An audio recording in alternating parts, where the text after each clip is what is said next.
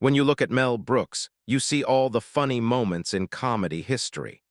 You see a man who is 98 years old, a man who has lived longer than his wife, his best friends, and almost everyone from his time. He is the guy who is supposed to make everyone laugh. The guy who spent every evening with Reiner, eating dinner from trays and watching Jeopardy until the end. But when cameras saw him yesterday outside his quiet, hidden home where he has lived the last few years kind of retired, there was no laughing. There was no joke to make things less tense. There was just a man who looked like the whole 100 years had finally fallen heavy on his shoulders. For days, the world has been full of news stories about Reiner. The awful way the crime happened, the arrest of his son Nick, the total shock of a famous Hollywood family falling apart in one night of violence. But while news people talk about court dates and police papers, Mel Brooks stayed quiet. And that quiet was louder than anything because everyone here knows that Mel was not just Rob's dad's best friend. He was like Rob's second dad. He was Uncle Mel. He was the man who changed Rob's diapers, the man who helped him when he went from being meathead to one of the most respected directors in the world. So when Mel finally let one trusted reporter into his living room, no cameras, just a tape recorder, and started to talk, it was not like an official statement. It was like telling a deep secret. And what he said changes everything we thought we knew about what happened in that house in Brentwood. Mel did not start by talking about the murder. He started by talking about feeling guilty. He sat in his big chair, his hands shaking a little, not from being old, but from anger he had held in for years. He said that people are calling this a sad event, a quick break from mental sickness, a terrible mistake. Mel looked up, his eyes clear and teary, and said, "This was not a mistake. And it was not quick. We saw this slow, bad thing coming for 10 years, and we let it happen because we cared about Rob too much to tell him he was doing wrong. This is the part that is hard to hear." Mel Brooks, a man known for being kind, said that the close friends, the people who really loved Rob and Michelle, knew that Nick Reiner was like a bomb ready to go off. But the picture Mel gives is not of a bad person made in one day. It is a picture of parents whose love turned into the thing that hurt them. Mel told about one certain afternoon about 6 months ago. It was a Sunday. Rob had come to Mel's house just like his dad Carl used to, but Rob was not eating. He was walking back and forth. Mel said Rob looked like a man being chased in his own home. He told Mel that Nick had come back to the Brentwood house after another time in rehab that did not work. But this time it was not the same. The boy, even though he was a man in his 30s, they still called him the boy, was not just using drugs again. He was seeing things that were not there. He was mean. Rob told Mel that he had started locking his bedroom door at night. Think about that. Rob Reiner, a man who built his whole life and his public image on talking openly, family, and being honest, was locking his door from his own son. When Mel asked him why he did not call the police, why he did not get something to keep him away, Rob gave an answer that now makes the air heavy in Mel's living room. He said, "I promised Michelle I would not give up on him. If I make him leave, he dies on the street. If I keep him here, maybe I can save him." Mel hit his hand hard on the chair arm when he told this again. He said he yelled at Rob. He told him that he was not saving his son. He was keeping a danger close. But Rob did not change his mind. He had that Reiner strong will that made him a great director. The kind of strong will that makes you do the same scene over and over for the best one. But when used on a person with bad addiction, that strong will was deadly. The surprising part of what Mel said is not just the violence. It is the money abuse that came before it. We all see the money they had, the movies, the Castle Rock Company. We think money fixes things. Mel said that in the last 2 years, the problem had hurt Rob and Michelle feelings a lot and was starting to take their money, not because they had none, but because the asking never stopped.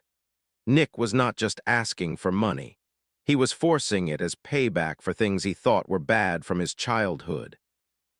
Mel talked about money Nick wanted, turning the family's kind, open ideas against them, saying his hurt needed millions to fix. It is a scary way to control people that seems very clear-headed. Mel said that Rob would come to him with tears, showing him mean text messages full of hate, blaming Rob for everything from Nick's drug problem to his job failures. And yet the next day, Rob would buy him a car. Rob would pay for a place to live. Rob would give money for a plan. Melka. Let it the Hollywood sickness, thinking that if you give enough money and help, you can make a happy end. Rob thought he could direct his sons getting better like he directed The Princess Bride. He thought if he just made the setting right, gave the right help, the right support, the story would change. But life is not like a movie script. And Mel Brooks, the man who knows how sad stories work better than anyone because he knows how funny stories work, saw the sad ending coming. He told the reporter about a time during the holidays last year. It was a small, close gathering. Nick was there. The feeling was tense, like something ready to break. Mel watched Nick watching his dad. He said it was not the look of a son. It was the look of an animal checking its food. There was a time when Rob told a joke, a usual joke making fun of himself, and everyone laughed except Nick. Nick just looked hard. Later that night, Mel took Rob to the side. This is the talk that has kept Mel awake every night since the news. Mel held Rob by the shoulders. He showed this with his hands as he told it, copying the hold, and said, "Robbie, you need to make him leave. He does not look at you with love. He looks at you like he owns you." And Rob, kind, smart Rob, moved away. He was upset. He told Mel, "You sound like the mean reviewers. You do not know him like I do. He is hurting." Mel cried at this part of the interview. He cried for the boy he saw grow up. The boy who used to play on the floor with Reiner, the boy who grew into a man who could not tell love from letting bad things happen. Mel feels he did not do enough.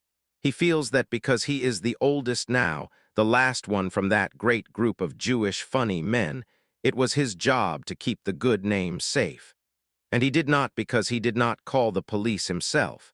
But the most surprising thing Mel said was not about the past. It was about the night of the murder. The police timeline is plain. Time of death, wounds where the bodies were, but Mel knows what happened in the hours before because Rob called him.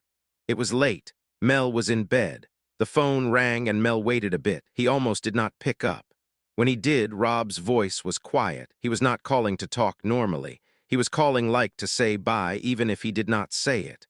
Rob told Mel he is falling apart again. He is yelling about the will. He thinks we are leaving him out. Mel told him to leave the house. "Get in the car, Robbie, just drive, come here." And this is the line that surprises everyone who hears it. The line that turns this from a crime story into a very sad old play. Rob said, "I cannot leave Michelle. She is in the room with him. She is trying to make him calm. If I leave, he will turn it all on her." Rob Reiner stayed in that house knowing the danger, knowing how bad it could be because he would not leave his wife with the bad thing they had made together. He went back into the room to keep her safe. That was the last time Mel Brooks heard his voice. The news shows Nick as just wild bad, but Mel says we need to understand the anger. He talked about the big shadow, the shadow of Reiner, the shadow of Rob Reiner. Being the third in a family where the first two are stars is a heavy thing if you are not strong enough. Mel said Nick had skill, he had ideas, but he wanted people to clap without doing the hard work. And when the movie world did not give him everything, he blamed the shadow. He blamed Rob for being too famous. He made himself believe that Rob's success took his own happiness. It is a mind break that Mel has seen in Hollywood, but never this bad. He said it is like bad rot. You do not see it on top. The house in Brentwood looked perfect. The grass was cut nice. The Christmas things were probably up or getting ready, but inside the rot had gone through the base. Mel also was very mad at the help around the family. He said there were helpers, doctors, and advisors, people they paid who made the danger seem small. He said there were experts who told Rob and Michelle that being strict was old way, that they needed to fully accept. Mel called these people part of the problem. He said they took Rob's money to say what he wanted to hear, that his son was just sick, not dangerous. They made the danger clean. They gave doctor names to thoughts of killing. They told him it was a sickness, Mel said, his voice low and mad. They did not tell him it was like a death order. This is why Mel is talking now. He says he does not care about the court thing. He knows the court is just something that has to happen. The proof is too much. What he cares about is the true story of his friend's life. He does not want Rob remembered as someone hurt in a random bad thing. He wants him remembered as a man who died from a sad heart before the knife hurt him. He wants the world to know that Rob gave his life really trying to be the dad he thought his son needed. What Mel says makes us think. It makes us look at how far parents' love can go. We always say, I would die for my kids. Rob Reiner really did that.